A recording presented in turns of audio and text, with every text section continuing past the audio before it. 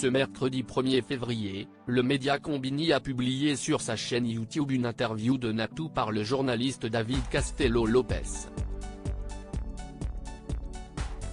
Elle s'est confiée honnêtement sur son enfance dans un internat, sur son parcours dans la police ou encore sur ses névroses.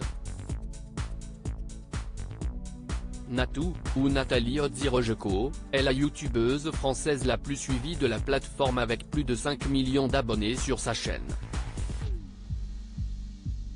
Elle s'est nommée par le passé un dinosaure de YouTube puisqu'elle s'est inscrite dès 2006 et a publié sa toute première vidéo, une parodie de l'émission Confessions intimes, en 2011.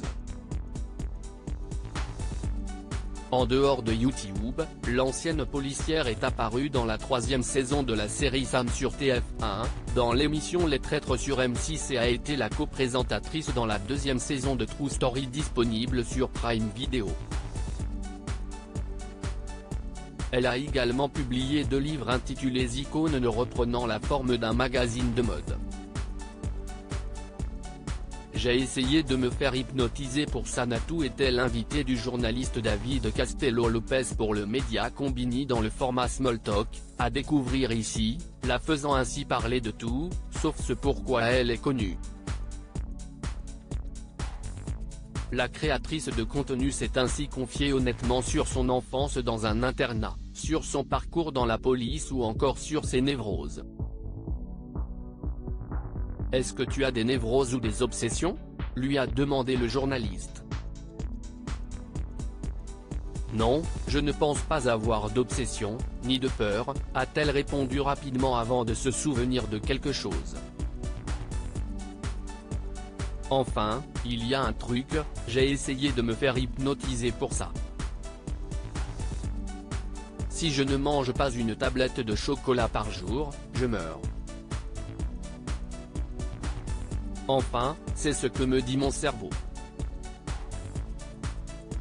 La jeune femme a d'ailleurs avoué qu'elle pouvait devenir très désagréable si elle n'en mangeait pas.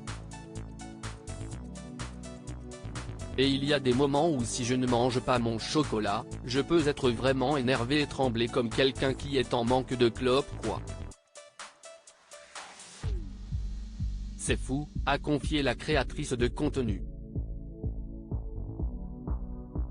Je devais les serrer très fort. Natou a ensuite expliqué comment s'étaient passées ces séances d'hypnose.